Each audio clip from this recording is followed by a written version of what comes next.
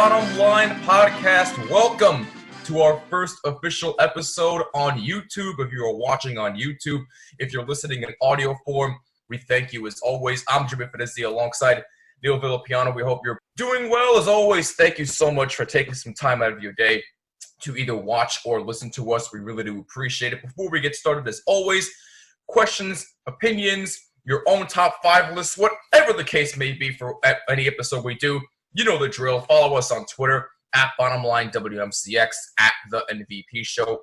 Use the hashtag BottomLine. Leave a comment down below on our YouTube video. Let us know what you think. I'm going to have to get used to saying that a whole lot now.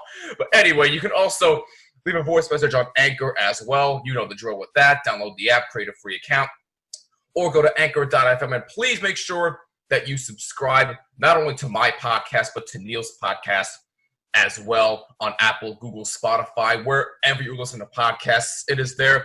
Just search for the Bottom Line Podcast, but make sure you include my first name, Jimmy, and that also includes YouTube as well. Same protocol for when you're searching for this podcast. But Neil, how you doing today? Well, other than obviously, I don't know if people can see, but I'm bleeding a little bit out of my lip. That's all right. You know, I suck at shaving, so I get punished for it. But goodness. Other than that, doing well.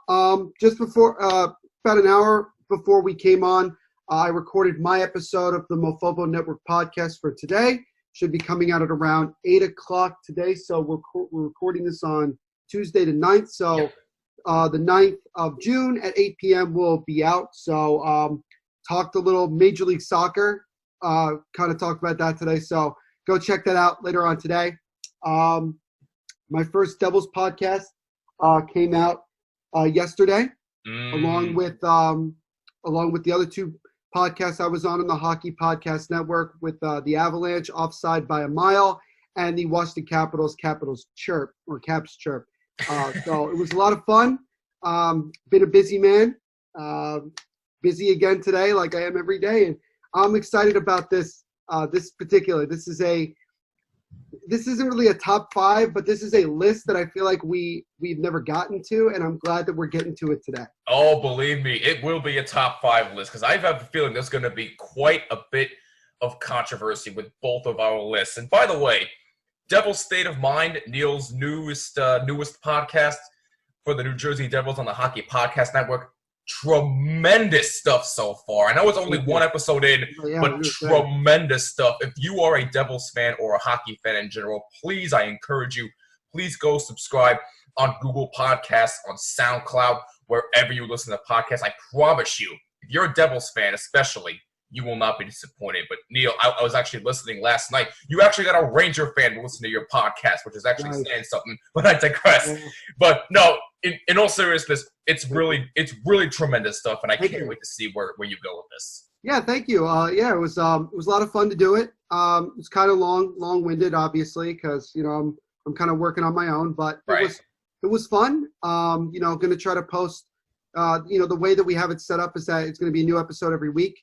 I think we might be taking a break. I'm not sure, so I'd have to double check. But I got ideas and I got guests that I'm going to try to get on and everything. So it's good because it's the sport that I'm the biggest fan of, and that's no knock on any other sport in this country. But I am the biggest fan of hockey, and I'm just glad that I get to be a part of it. And I appreciate the support from people like you while I'm doing it. No, absolutely. At any time, man. But again, please go subscribe to Mofobo Network Podcast, Devil's State of Mind. And also buy Neil's book as well, JETS, Pain, on Amazon for $19.69. If you're a Jets fan, you know why he chose that price. But I'm not going to get into that whole spiel. He can give you that his damn self. But anyway, before we get started on our top 5 list for today, Neil, I believe it is your turn for a trivia question. Now, for those that are, for our YouTube audience out there, you're obviously new to this. So each episode, every week, we will alternate giving each other trivia questions. So last week, I posed the question to Neil for On This Day in History. It involved the NBA. The first NBA game played in Mexico City was between the Dallas Mavericks and the Houston Rockets. So it was my turn last week. Neil, it is your turn today. The floor is yours. Well, thank you, Jimmy. I appreciate that. And again, I apologize if I'm constantly dabbing myself because again, I don't want people to see me like leaking and just be like, "The hell is wrong with me?" So I really You're fine. I know it looks ridiculous, but I apologize. You're fine. Don't worry. So my trivia question goes like this: on this date, 8 years ago, so 2012, on this date, Okay. LeBron James, Dwayne Wade, and the Miami Heat beat this team in the Eastern Conference Finals on the way to LeBron getting his first ring of his career. I want two answers for this question, Jimmy. My first question is, who did they beat in this series? Who they beat in the conference finals, and how many games did it take? So obviously it's the Eastern Conference Finals. Oh boy, it's a shame because I actually remember that vividly. Oh my gosh. Oh boy. So I'm going with the games first. Okay. It had to have been 6 or 7 games, right? It had to have been 6 or 7. Oh no, you tell me. For the games, if I remember correctly, I believe the Eastern Conference Finals went 6 games. Keep going. I'm not going to give you the answer. I'm not giving you the answer right. until you're fully done. So all right. No, fair enough. It. So I'm saying it went 6 games, and the Miami Heat, who they played? Oh my gosh. It was 2012. You're like, who was good in 2012? Who was actually relevant? Right. No, I'm kidding. So I'm saying 6 games, and they beat. Was it the Dallas Mavericks? No. I'm sorry. No, not Dallas. Not Dallas. I'm going to give you. Okay. For those of you that don't know, Jimmy is not the world's biggest basketball fan. Clearly, it shows. So we will give him a pass for saying the Mavericks, and we will give him another chance to guess a team. Like one more, because we're not doing this all day. I appreciate it. I promise you. No, because the only reason in 2011, the year before, the Heat had lost to the Mavericks. Yes, that's exactly why I was thinking that. Yeah, but this is the next year. Right. Yes. So it's not the Mavericks. Unless they change conferences and I don't know about it. Yeah. Yeah. Plus Dallas is in the Western Conference. Stupid me. Oh my gosh. Was it the Indiana Pacers? I'm sorry, Jimmy. You are incorrect on both. The correct answer is that they beat the Boston Celtics. Celtics, and they beat them in 7 games. Oh, I was 1 game off. All right, fine. All right. That was good. I didn't think it was going to be that difficult for you, but it's okay. That's all right. That just goes to show you my lack of knowledge of basketball. But that's why we do this, Sometimes you just learn something new every time. We learn something new every time we do this. There you go. You learn something new every day, and apparently my lack of knowledge of basketball drops every time. But anyway. Speaking of basketball.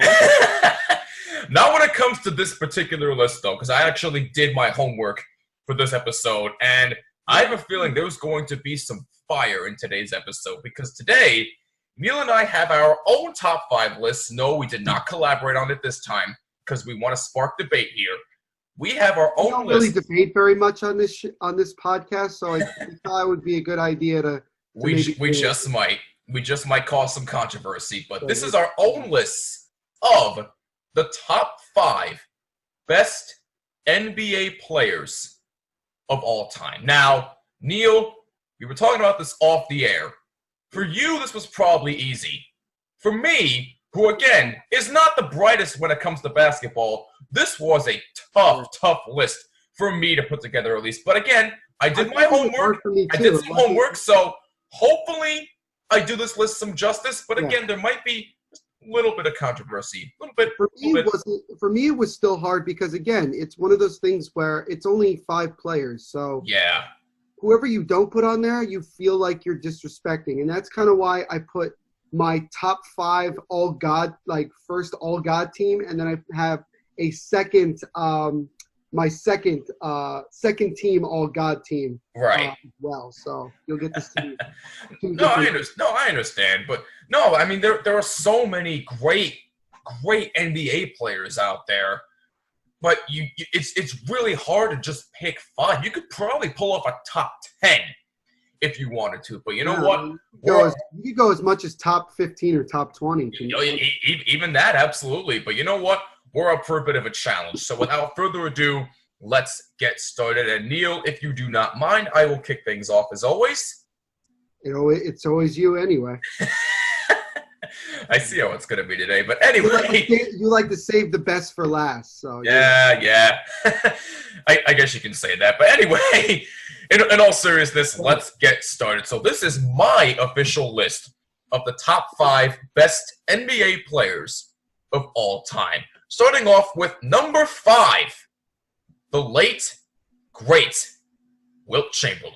Career averages 30.1 points per game, 22.9 rebounds, 4.4 assists. He's a 2-time NBA champion, a 13-time All-Star, a 4-time MVP.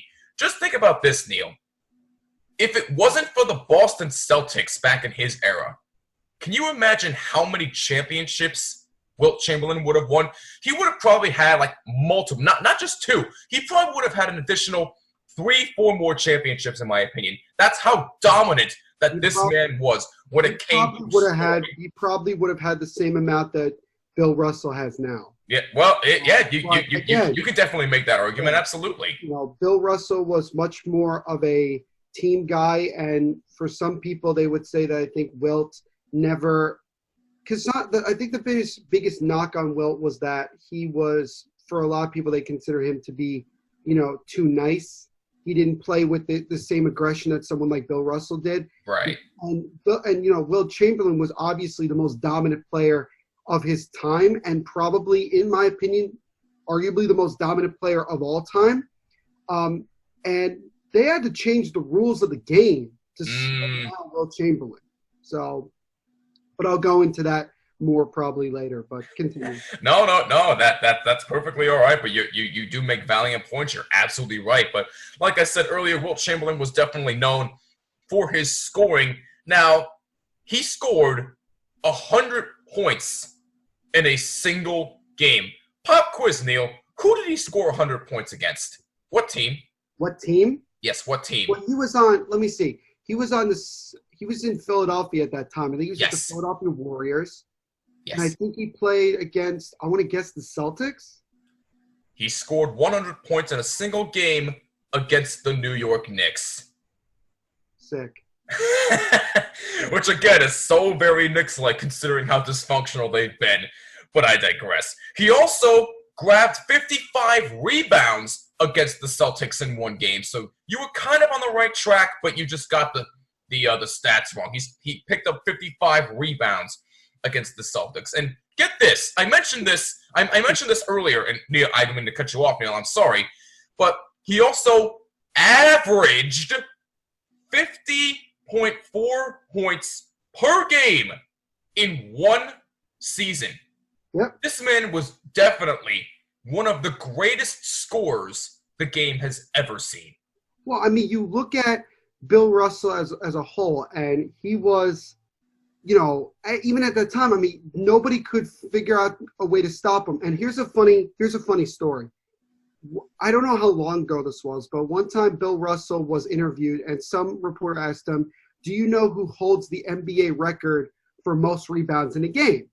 And he goes, "I know exactly who did it. It was Wilt Chamberlain, who had 55, right? It was 55? 55 rebounds, yes. 55 rebounds. And they go, "How did you know that?" And he goes, "Because I was the one who was having to guard Wilt Chamberlain."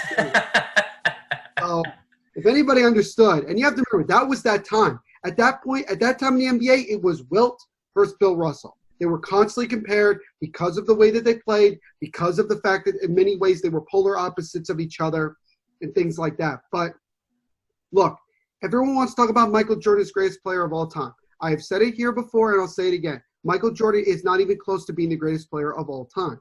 Wilt Chamberlain is much more in that discussion.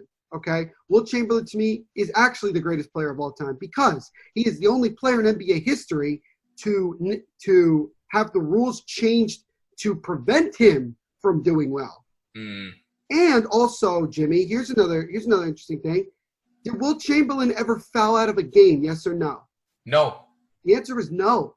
He never once fouled out of a game. You have to understand, 5, 6 foul, and being a big man, and with the rules changed the way that they did, you would think that he would have fouled out a lot. He never fouled out of a game in his entire NBA career. Okay? And Wilt Chamberlain specifically said to Michael Jordan one time when they had a conversation that he said, quote, "They changed the rules so that they can try to stop me.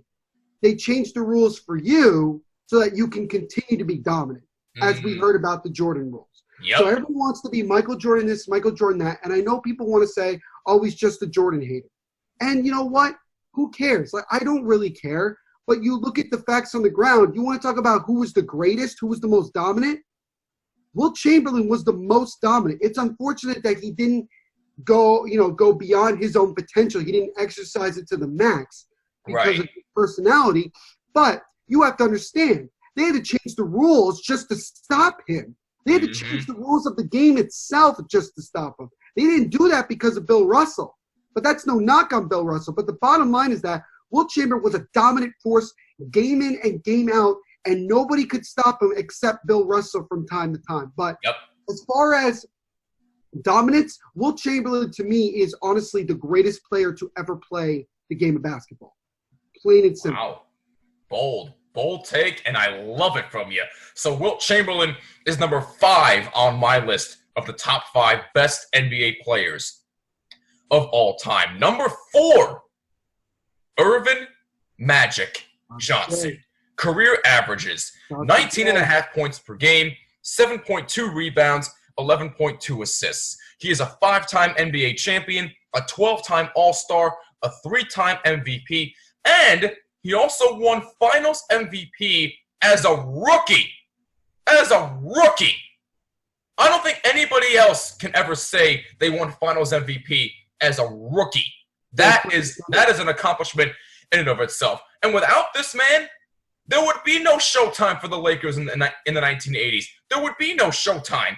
And he's also known for his battles with, obviously, the great Larry Bird. If you ever watched those two go against each other, they were going at it like this. They were going right at each other. They were physical.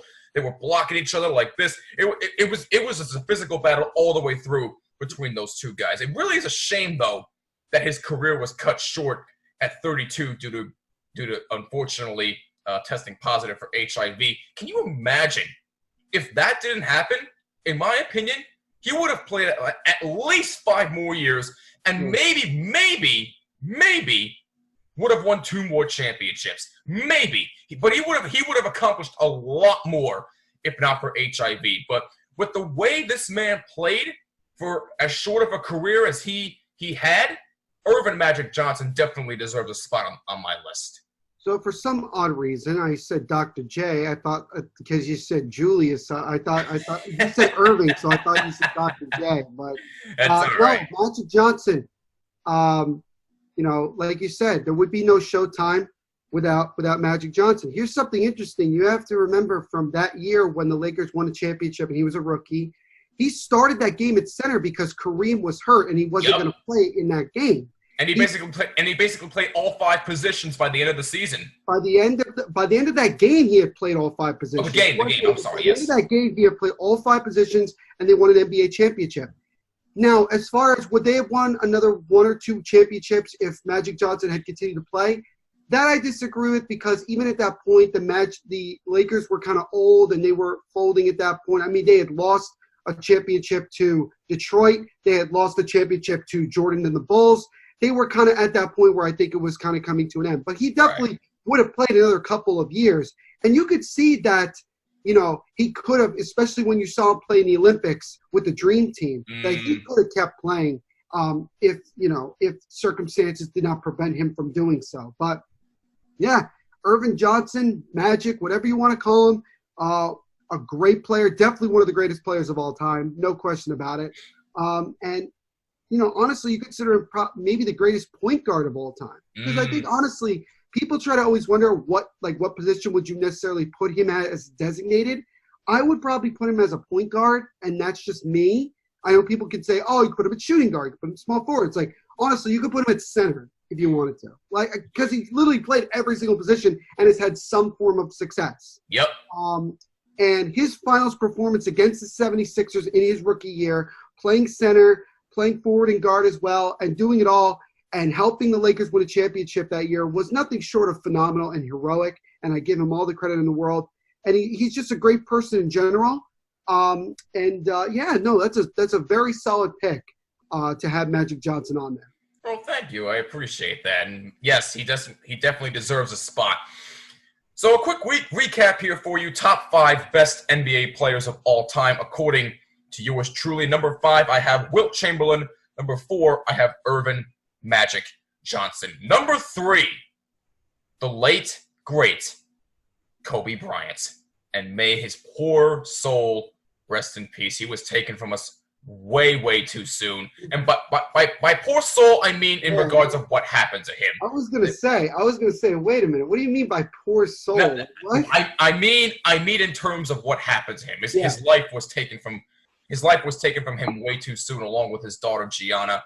And again, our thoughts and prayers go out to Vanessa and the Bryant family and everybody else who was involved in that tragic helicopter crash that occurred in late January. But Kobe Bryant definitely deserves a spot on my list at number 3. He averaged 25 points per game, 5.2 rebounds, and 4.7 assists. I mean, I don't really think anything too much has to be said about this man. We all know what he did. He's a 5-time NBA champion. He's won an MVP. He's a 2-time Finals MVP. And he's an 18-time All-Star. And not to mention, he is currently 4th in all-time career scoring with 33,643 points. And he's also still the Lakers' all-time leading scorer. I don't think any more has to be said about the impact that this man had on the game of basketball. Kobe Bean Bryant, the Black Mamba, deserves a spot on my list. Well, as a Knicks fan, I don't like to talk about the fact that, he almost went to the Nets. Oh, my gosh. I'm not going down that road. Kobe Bryant, one of the few, great players that we have been fortunate enough, both you and myself, to actually have seen play on TV. I saw him probably play live maybe once, honestly.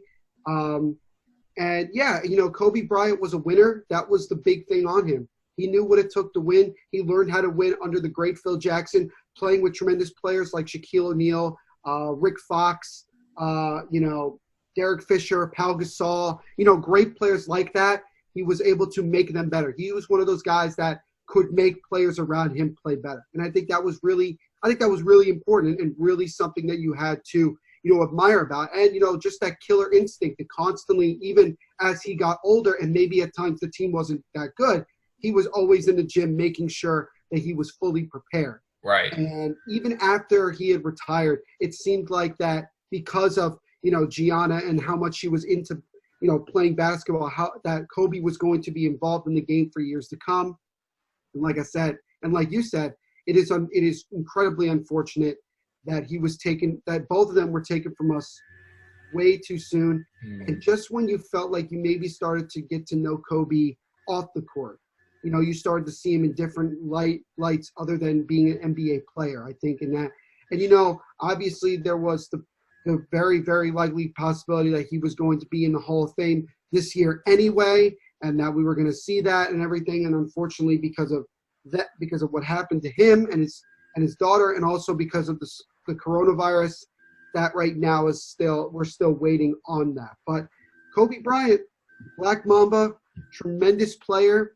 Sometimes shot a lot more than he should have. He should have passed it a little bit, but that's my opinion. But great player, a a very solid citizen, and may he rest in peace, no doubt.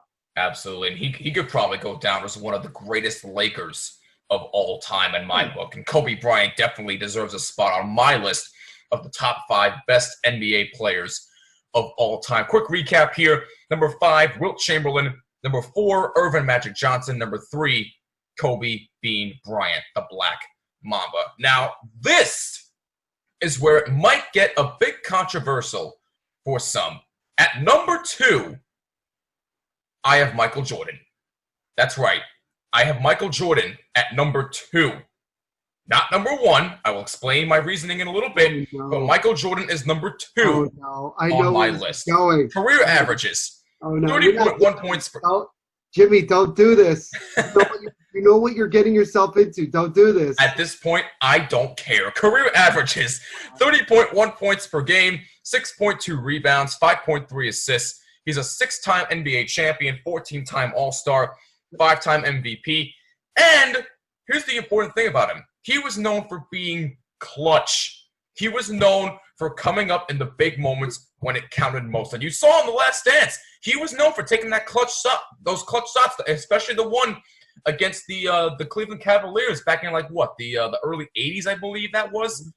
But anyway, I digress on that. But he was known for being clutch. And also, he was undefeated in the NBA Finals. Undefeated. That's something that cannot be ignored. But he was also he was known primarily for his scoring, but the fact that nobody talked about his defense was a severely underrated part of his game because nobody ever recognized how great of a defender he was. And if you watch The Last Dance, you probably know why nobody talked about his defense, and you probably will appreciate it a lot more. And he was also a great passer, and he probably averaged more assists per game than most of his fellow teammates have, and that says a lot. But we also can't deny the impact that he had on his teammates and the game. It really is nothing to sneeze at. But Michael Jordan is number 2 on my list of the top 5 best NBA players of all time. I know I probably walked in fire, but I'm willing to burn down. Go ahead, Neil. No, I mean, look, Michael Jordan is the greatest shoe salesman of all time. That is also true, yes. I don't think there's any question about that. I think if you wanted, that would be a list that I would definitely say, oh, yeah, you got to put Michael Jordan number 1. Oh, yeah. There isn't that much to say about Michael Jordan that really hasn't already been said. I mean, you look at the fact that he won 6 rings. He could have won 8, maybe 9, considering how dominant they were if he had not wanted to go play baseball. And it was interesting how he had already been thinking about going to play baseball before, unfortunately, his dad was taken away from him. And it was quite the interesting thing. And everybody was wondering, how was Jordan going to be when he came back? Well, he got back to that same work ethic that he was always about, and he helped the Bulls win a couple more rings. Now, I will say this, and I know this is a very unpopular opinion, but I do definitely believe that if Scottie Pippen was not there, Jordan does not win 6 rings. And that's just, to me, a fact. I also think you have to look at the supporting cast. Both times, you had, the first time around, you had guys like John Paxson and Horace Grant and Bill Cartwright and other guys even come up next, like Craig Hodges, who was like Steph Curry way before Steph Curry. He was a dominant 3-point shooter all the time. Right. DJ Armstrong, you had those guys. And then you look the second time around, you had Steve Kerr, who people don't talk about enough. He was actually a really, really solid basketball player. He really was. And he was a really, really good team player. You had Dennis Rodman, arguably the greatest rebounding and defensive player of all time. You had other solid players. I mean, you still had Scottie Pippen. You even had a guy like Bill Wennington who was very good. Oh, and by the way, he had the greatest coach of all time. And I think that you can make an argument that maybe their accomplishments, the Bulls, was diminished just a little bit because of what Phil Jackson was able to do by winning another 5 championships in LA. Yep. That's just my opinion on it. But I will still say Michael Jordan is without a doubt one of the top 10, top 15 greatest players of all time. There's no question about it. And I think I probably know who your answer is for number 1. and this is probably a debate that everybody talks about, so it shouldn't shock me. Unless you have a completely different name that I didn't see coming. Let's see. What is your number one? We'll get into that in a little bit, but I do have a couple of honorable mentions here before we get to that. But before that, a quick recap here. Top 5 best NBA players of all time. Number 5, Wilt Chamberlain. Number 4, Magic Johnson. Number 3, Kobe Bryant. Number 2, Michael Jordan. Now, before we get to the much anticipated number 1, here are a few honorable mentions from me. Larry Bird, the only player in league history to win 3 straight MVP awards. He basically revitalized the Celtics in the 80s, who were struggling big time. He's a 3-time NBA champion, a 3-time MVP, and a 12-time All-Star, and again, known for his battles with Magic Johnson. Kareem Abdul-Jabbar, also considered one of the greatest Lakers of all time. 6-time MVP, and let's face it, nobody has ever come close to being a 6-time MVP. He's also a 6-time NBA champion, a 19-time All-Star, and he is still first all-time in scoring with 38,387 points. Although LeBron James might come close if he keeps up what he's doing, but for now, Kareem Abdul-Jabbar is the greatest scorer as of right now. He is number 1 on that list. Jerry West, the logo, one of the best shooting guards during the NBA's golden era. He won Finals MVP in a losing effort. In the 1969 NBA Finals by averaging 37.9 points in the series, including a triple-double in Game 7 with 42 points, 13 rebounds, and 12 assists. He has one NBA championship, and he's a 14-time All-Star. Jerry West is another honorable mention. Was that 72? Did they play the Knicks the year that they lost and he got a triple-double? No, I believe it was against the Celtics. Okay, so it's one of the times that Jerry West wanted to kill himself because he couldn't beat the Celtics. Yeah. No, honestly, if you go watch the Celtics versus Lakers 30 for 30, and you watch the first episode, right? Jerry West at one point was just like, I can't do this anymore. I can't keep getting that close, and then the Celtics just take it away. Yeah. It's ridiculous. You get a triple-double, and you dominate the game, but your team still loses. It's awful. Yeah. It's awful. It really is awful. But Jerry West definitely is an honorable mention.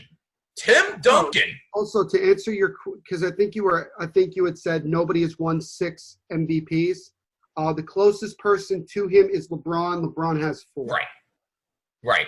Tim Duncan is the only player. I don't think he's the only player, but he won back-to-back MVPs. Right.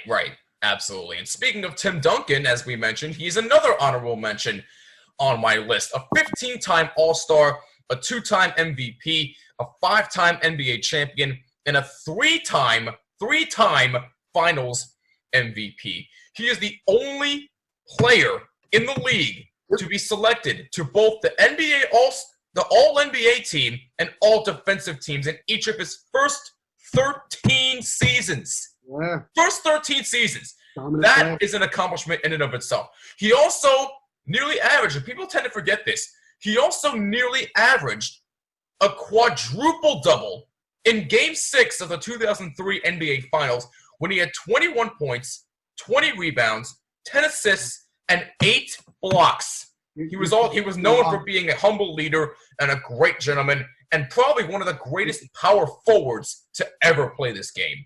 Why did you bring up 2003? Why? Are you trying to upset me? Sorry. Who did they play in 2003? Answer that question. Who did they play in 2003? The Nets. Thank you. I guarantee you, if Dikembe Mutombo had played in Game 6, that wouldn't have happened. Oh, my God. But no. See, I'm pissed off, all right? Now you pissed me off. I'm sorry. I'm sorry, Duncan, man. You know what I loved about Tim Duncan more than anything else?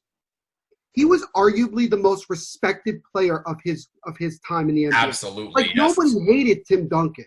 People didn't hate him. He wasn't this guy that beat his chest and constantly would brag about how good he was. He just quietly carried himself, and he did what he had to do. Also, by the way, he played with another great player in David Robertson, the Admiral, And then even after that, with the other great players, Manu Ginobili, Tim Parker, and a Tony young Parker. Leonard, were able to win a couple more rings, and like in different decades, which is great. So, and like with Tim Duncan, you can never, I don't think there's really anything negative you could say about him. Now, there are probably guys who are much more diehard basketball fans that would, but, would it surprise me if Tim Duncan, who, by the way, is now an assistant with Greg Popovich, would it surprise me that Tim Duncan becomes the next head coach of the Spurs? No, it wouldn't, because of just who he is.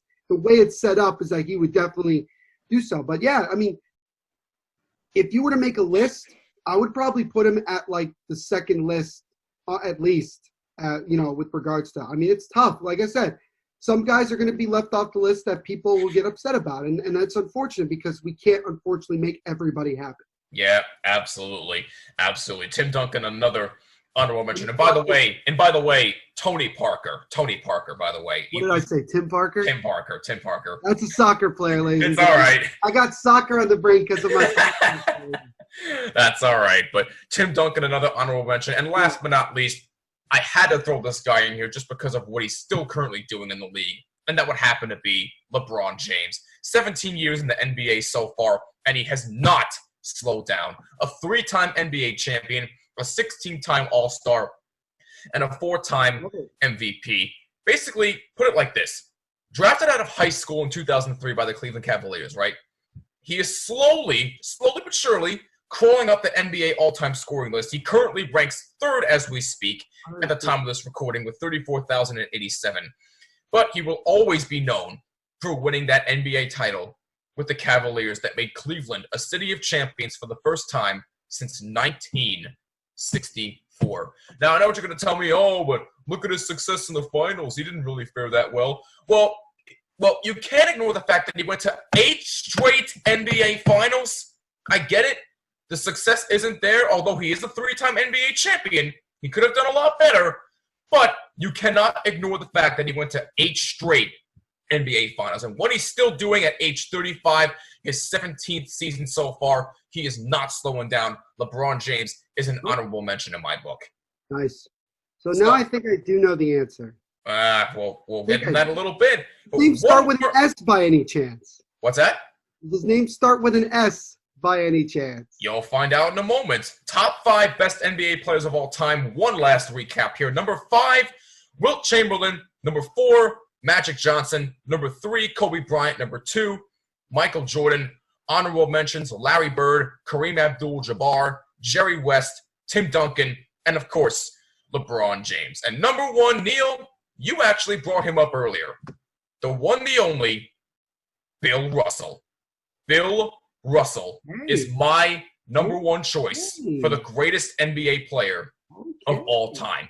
15.1 points per game, 22.5 rebounds, 4.3 assists. He is an 11-time champion, which is still the most in NBA history. No one is coming close to touching that record, at least in our lifetime.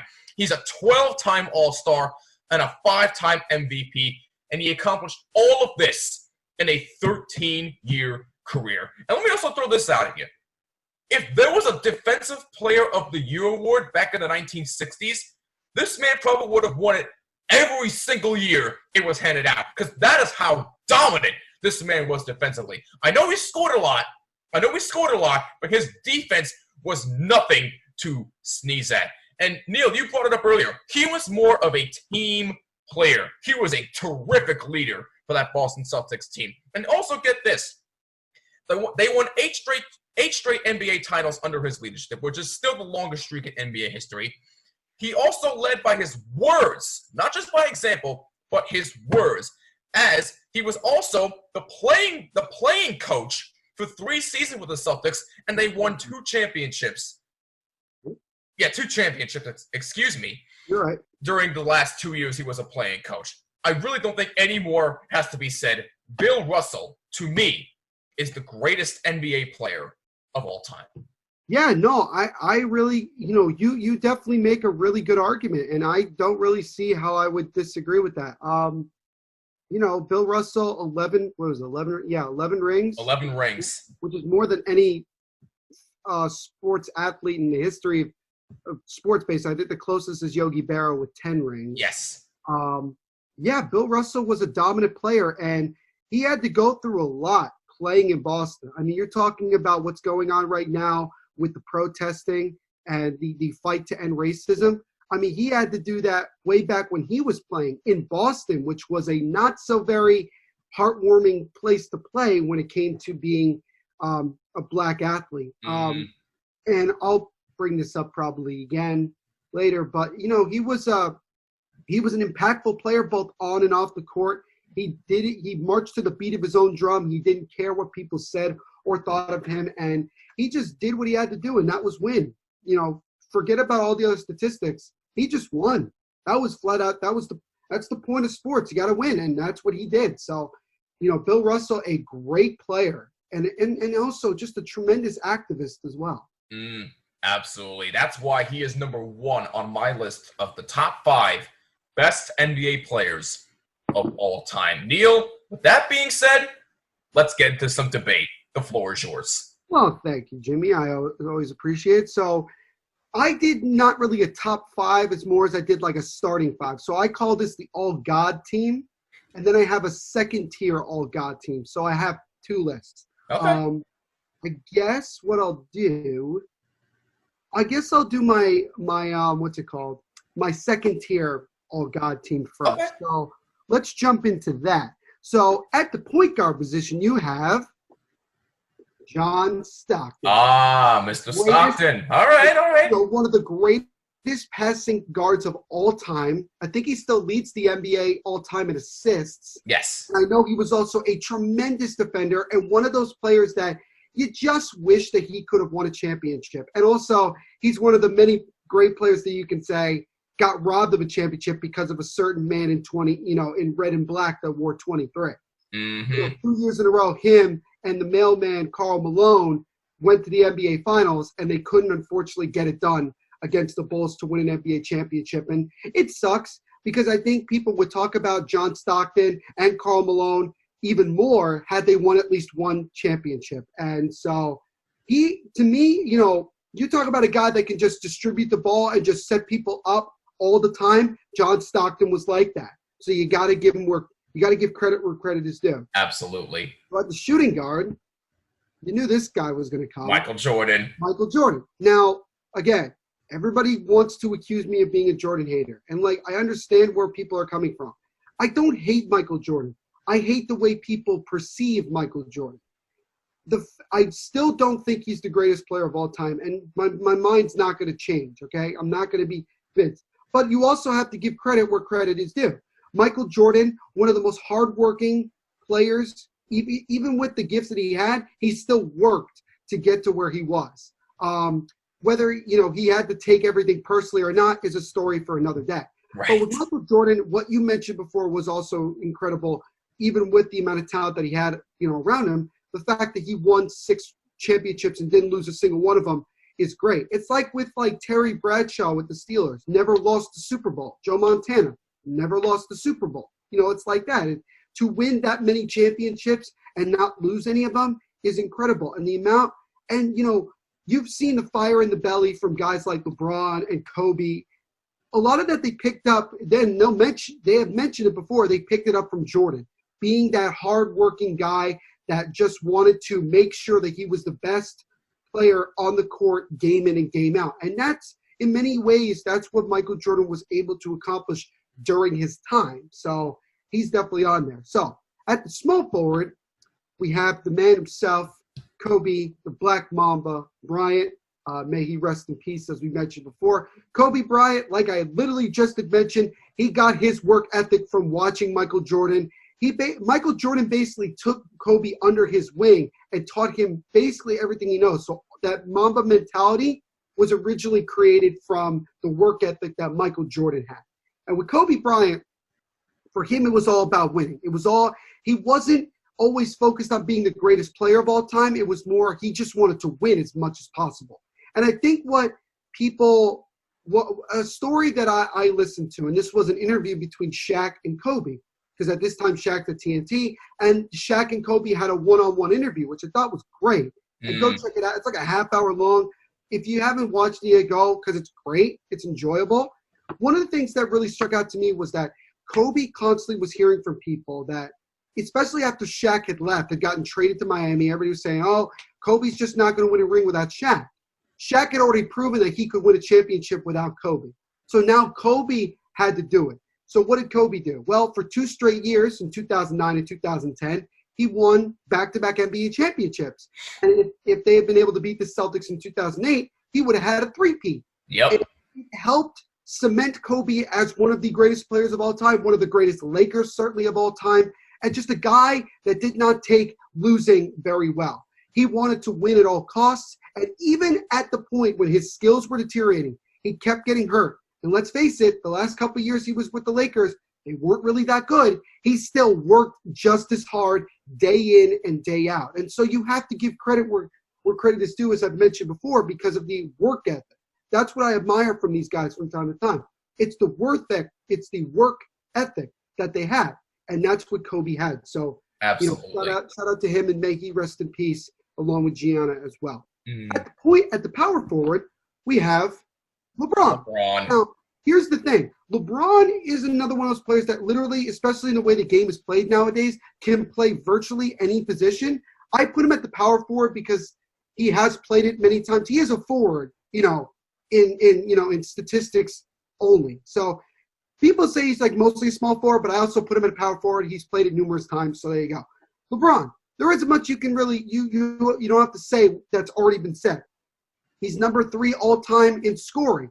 He's won several NBA championships at this point. Has he lost in the finals as well? Yeah, but I will also remind everybody that he went to several NBA finals in a row. 8. And he had to carry some teams that, let's face it, were not very good. Yep, exactly.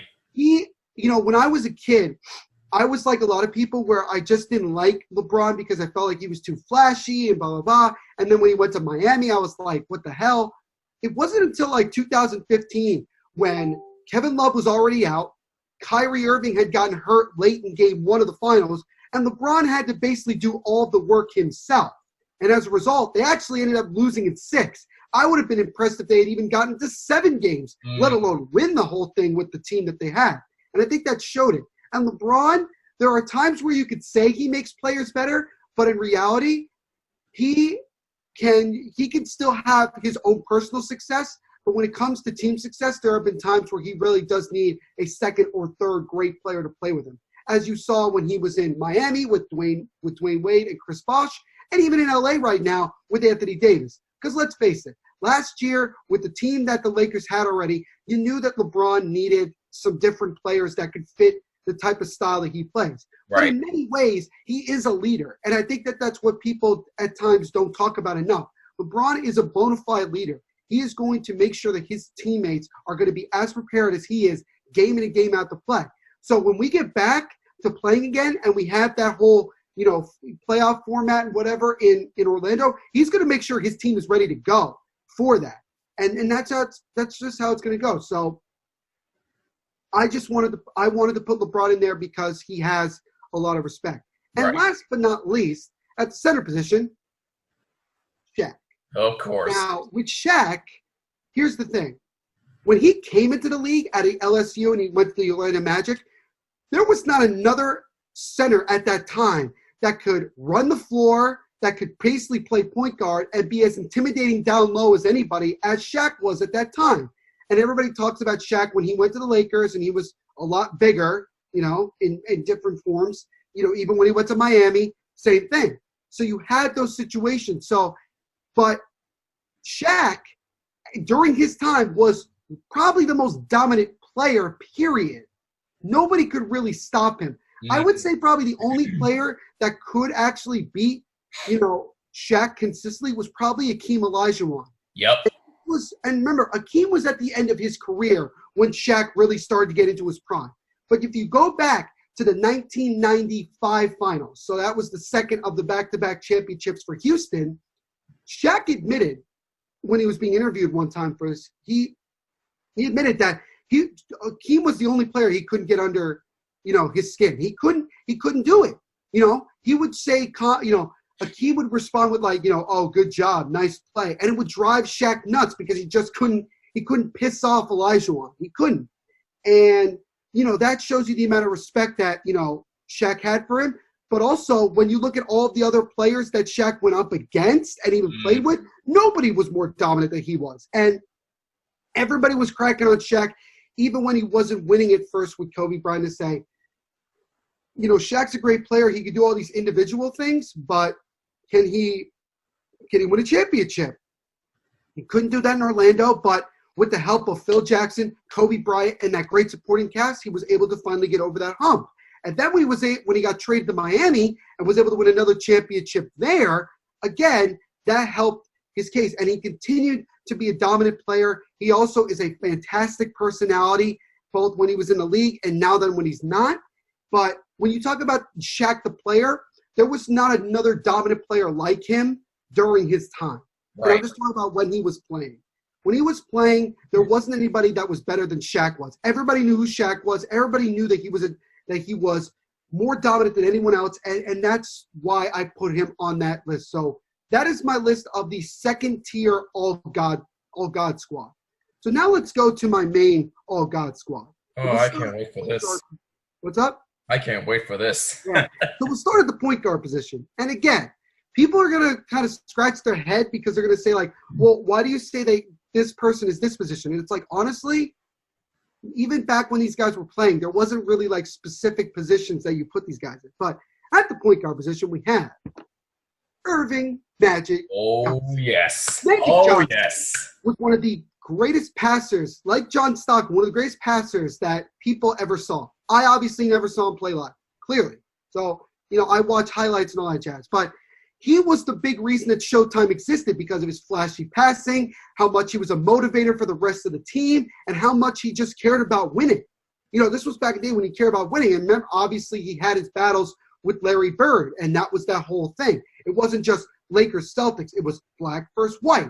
They helped the NBA get back on its feet. Him and Larry Bird were the big reason that the NBA got back to being a relevant sport and eventually became the multi-billion-dollar, league that it actually is. And this was also after the ABA and the NBA merger. Correct. You are correct. But Magic Johnson was a phenomenal passer. Yeah, like he did, he wasn't always like the greatest scorer of, he's not like, is he one of the greatest scorers of all time? You could say yes. You could also say, it's 50-50. But in this case, from my opinion, I look at him as just a passer and how much he can facilitate to other players.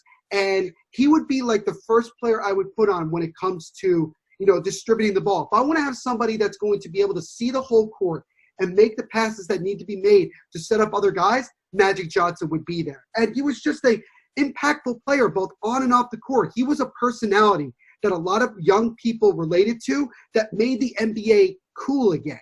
So when I made this list, I didn't look at just the impact that these players had on the court. I looked at what they did off the court and how much they impacted the game itself, even off the court. So with Magic Johnson, he really did. And like you mentioned before, it is a shame that unfortunately he was tested positive for HIV and it shortened his career.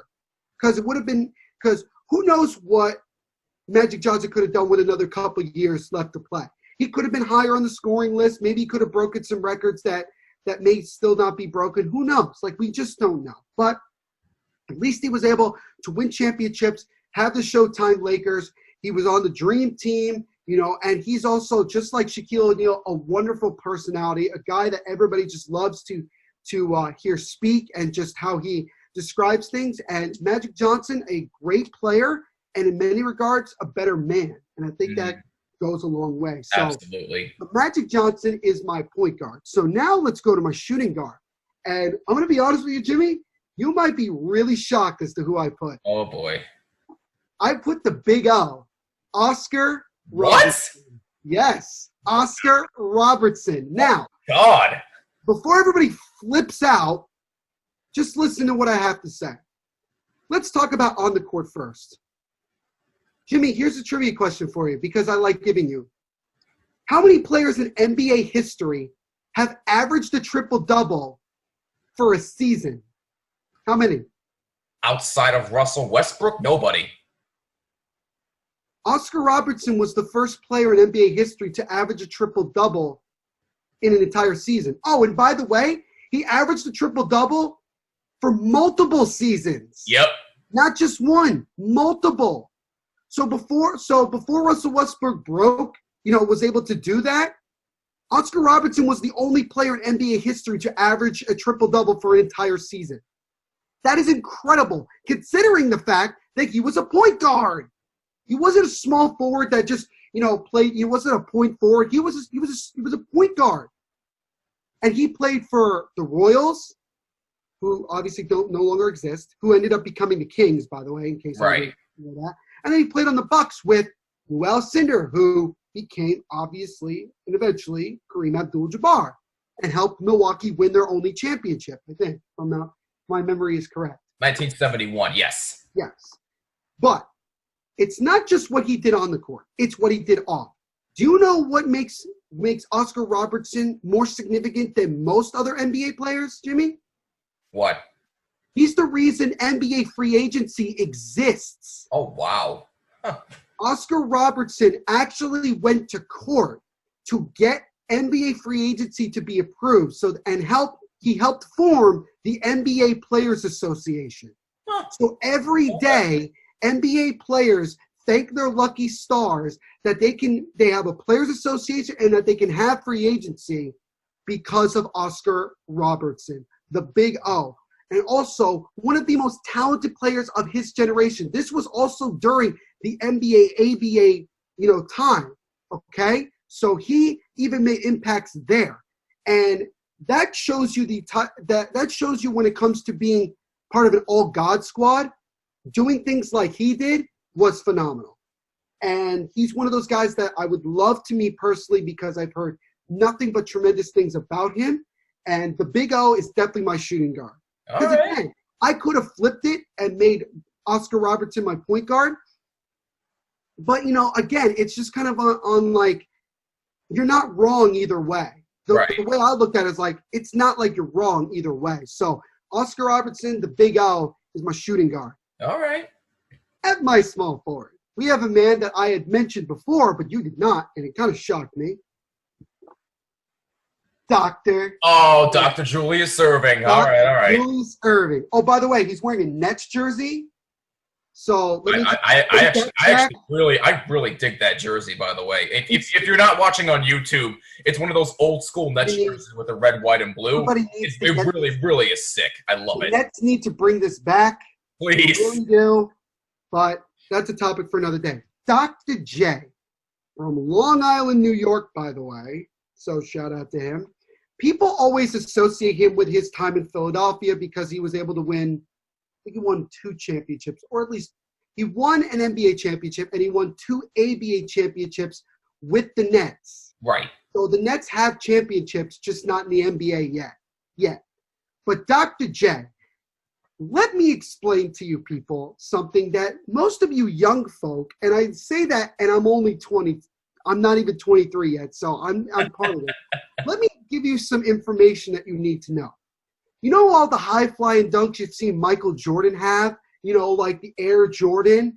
And how about all the other dunks that you see in the NBA? You know who originated the flashy dunks and everything before anyone else? Dr. freaking J. When he was playing in Rucker Park against other players and dominating. He was the coolest player in professional basketball. Everybody wanted to be him. Look at that afro. You don't think people wanted to have an afro back in the day? I mean, are you kidding me? It's phenomenal. And Dr. J, he worked his tail off. He had to do what he had to do. He made so many spectacular plays that people to this day are like, no other human being can do. No other human being could do what he did. Right. And if you ask any NBA great, especially who are about dunks, Michael Jordan, LeBron, Kobe, even Magic Johnson, they will tell you that they got their influence from Dr. J. He was more influential than most NBA players when it came to on-the-court performance. People brought NBA players after Dr. J brought a certain attitude and flashiness about them that they got because of Dr. J. Because when Dr. J was in the ABA was all about high flying and being very, having your own personality and things like that. And Dr. J brought that. Oh, and by the way, he really helped elevate the slam dunk competition because the ABA started that. And Dr. J jumped from the freaking free throw line and dunked it, which back then, Jimmy, and I know people want to say now it's not as big of a deal. Back then, it was amazing. This man looked like he could go 30 feet in the air and just lightly glide to the ground. That's what really blew people's mind. He would stay up in the air longer than it was possible for most human beings. And he was able to be dominant. And, I don't think at times Dr. J gets enough credit. Also, by the way, he has arguably the coolest nickname in NBA history. I mean, you're called the Doctor. Yep. Dr. J. Which, by the way, sorry to cut you off, Neil, but you were right. He is a two-time ABA champion with the New York Nets back then, and he's an NBA champion with the Philadelphia 76ers. Right. Thank you for clarifying that, by the way. I just wanted to be clear on that. No worries.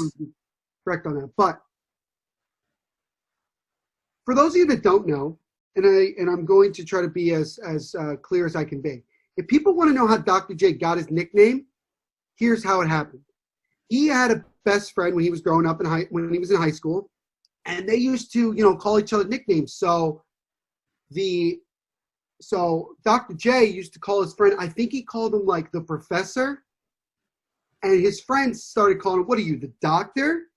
And that stuck. So that's how he got his nickname. There you go. And here's the thing.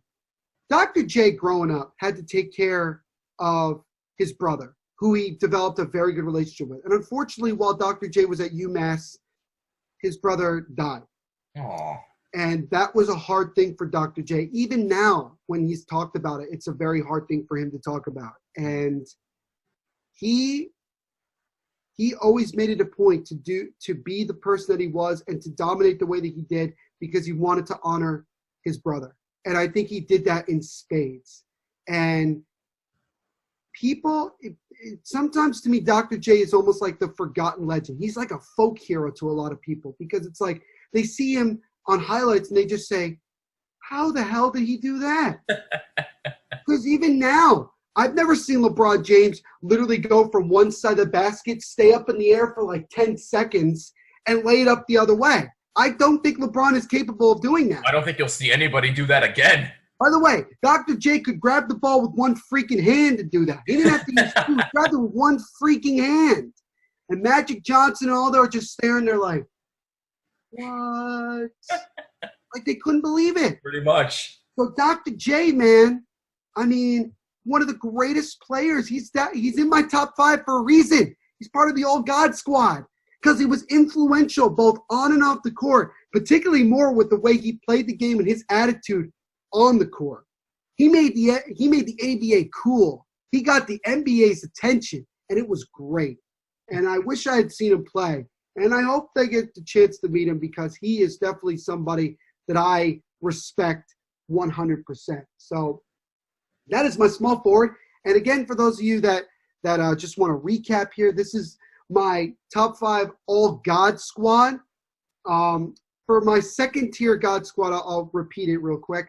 I have John Stockton, Michael Jordan, Kobe Bryant, LeBron James, and Shaquille O'Neal. That is my second tier. And so far on my first tier, we have Magic Johnson at the point guard position, Oscar Robertson at the shooting guard, and we just said Dr. J. Now, at the power forward, let me just tell you guys this. Again, people might say, oh, well, he wasn't really a power forward. Oh, he was more of a center. Just understand that these people could have played different positions at some point, and positions didn't really matter that much even back then. But at the power forward position, we had who you had as your number 1, Jimmy, and that is Bill Russell. All right. Bill Russell was so impactful on the court, but I want to talk a little bit more about off the court because, as I mentioned before, Bill Russell was a massive and still is a massive activist. He believes clearly that Black Lives Matter, that racism should die, and that black people should be treated just as fairly as white people. Right. That has been him even when he was playing. Mm-hmm. And here's a good example. Bill Russell moved to a town in Massachusetts that was predominantly white. Why did he do that? Because he wanted his kids to learn to accept and play with white kids and vice versa. And I think that worked out for him. But unfortunately, he had to be subjected to a lot of racism himself, to the point where, honestly, he basically would give one-word answers to the media. He wasn't really like a yes, sir, no, sir type of person. He did it his own way, and Red Auerbach allowed him to be himself because that's what it was all about. So much so that he made Bill Russell history by making him the first black coach. And he was a player coach, as you mentioned, for 3 years and won back-to-back NBA championships. And that's significant of itself. And he won 11 rings. No other player has won more championships than any other player in sports. And that's incredible. And Bill Russell was a blocking freaking machine. His first game in college, he blocked the first 5 shots of the game. The first 5 before his coach was like, you can't play that way. And so he decided, okay, I'll just play the way you want. And he just kept letting people score. So he said, BS on that, I'm going to keep going back to blocking shots. And it shocked people that somebody could just get up and block literally anything that was thrown up in the air. It just made it so hard to play against him. And again, that's why I said if there was a Defensive Player of the Year award back in the 1960s, he would have won it every single year that it was given out. That is how dominant he was defensively. Right, and I don't disagree with that at all. So I think that is a fair thing. And Bill Russell, just a dominant player. He was just so dominant, and during his time, he helped create that Celtic mystique, that Celtic lore because of how good he is. And let's be honest, his personality off the court, even nowadays at his age, is just phenomenal. It's just phenomenal. Absolutely, recently, yes. He actually posted a picture or something where he took a knee, like you saw with Colin Kaepernick. And again, he's a huge activist. So And by the way, for his age, he looks fantastic, in my opinion. Fantastic. And he's a phenomenal player. And what's great about him is that he's always been so honest, as I just realized. Here's Bill Russell. For those there you go. That's all right. But yeah, Bill Russell, I mean, this is one of the few times probably where Bill Russell was okay with someone taking his picture. Other than the million times he probably was like, nah, screw you. And it was things like that. One thing I learned about Bill Russell that was really cool was this. A lot of people, when you see a professional athlete, the first thing you usually do is ask if you could take a picture or an autograph, right? Bill Russell really never did that. He wasn't a big fan of that, but he was willing to talk to people. Right. If somebody said, hey, Bill Russell, can I talk to you for a few minutes about so-and-so? He would actually sit with you for 5-10 minutes and talk to you about whatever it is you wanted to talk about. There you go. And that, honestly, I think is more impactful than an autograph or a picture. No, it really is. And I think you learn a lot more about him, and you learn a lot more about whatever topic you want to discuss with him because of who he was. And that's what makes Bill Russell an overall great player, both on and off the court, and that's great. And he's definitely on my all God squad. So, can I get a drum roll, please? A little bit more. A little bit more. Come on.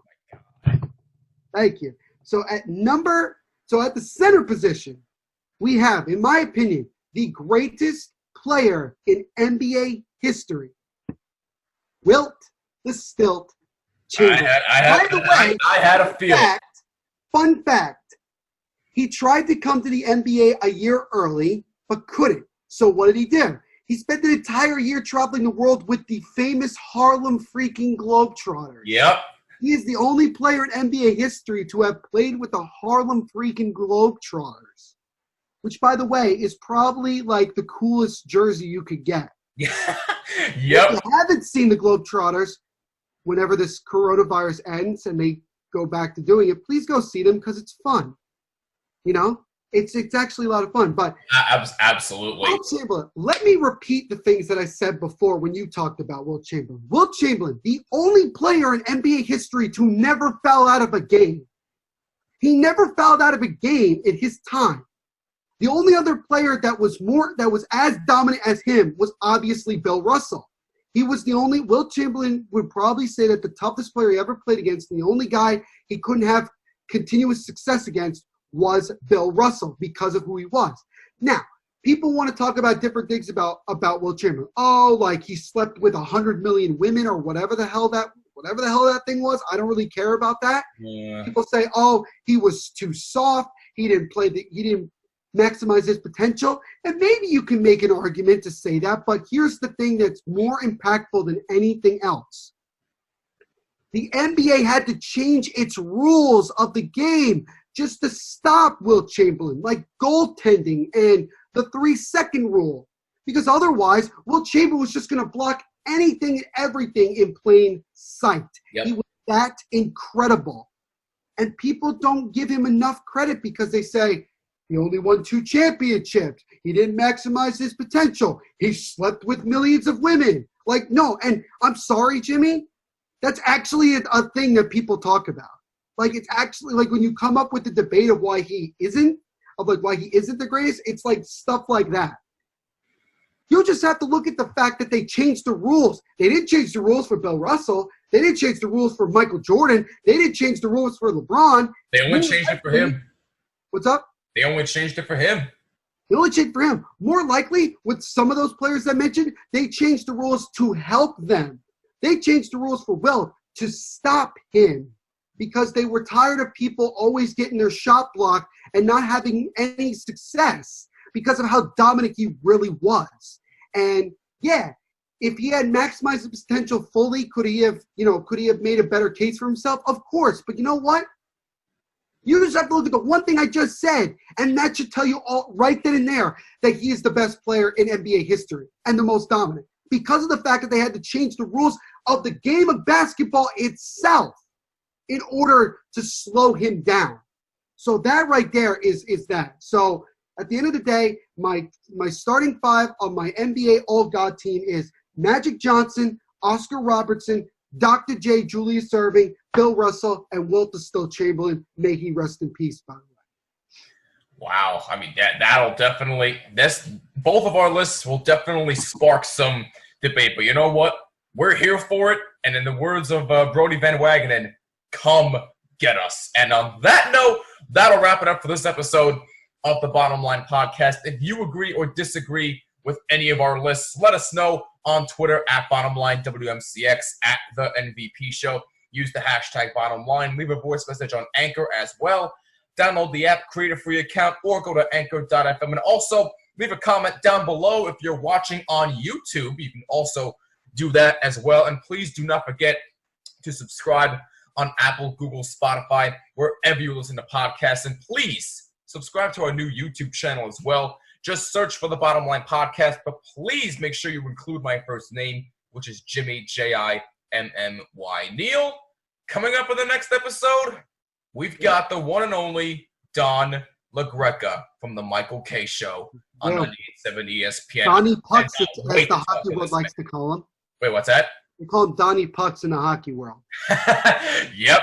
Fun fact for all you guys. I really don't think any more needs to be said. We will have Don LaGreca on the show this week. This upcoming Thursday, June 11th. So at the time of this recording, it is June 9th. We will be having him on June 11th. So we'll be talking the current state of live sports returning. We'll be talking some Rangers. We'll be talking some Jets. Maybe sprinkle a little Mets in there. And Neil, I know you have a little bit of a surprise to share with Don. Yeah, I do. Well, you'll have to wait and see for that one. I have a feeling I already know what it is because you showed me before. But for the rest of yous, you'll have to wait and see. And Don, I think, is going to be very, very thrilled. So next episode, we will have Don LaGreca joining the Bottom Line Podcast. So please stay tuned for that. You will not want to miss it. For Neil Villapiano, I'm Jimmy Finizzi. This is the Bottom Line Podcast. Thank you for watching, and thank you for listening, and we'll see you in the next episode.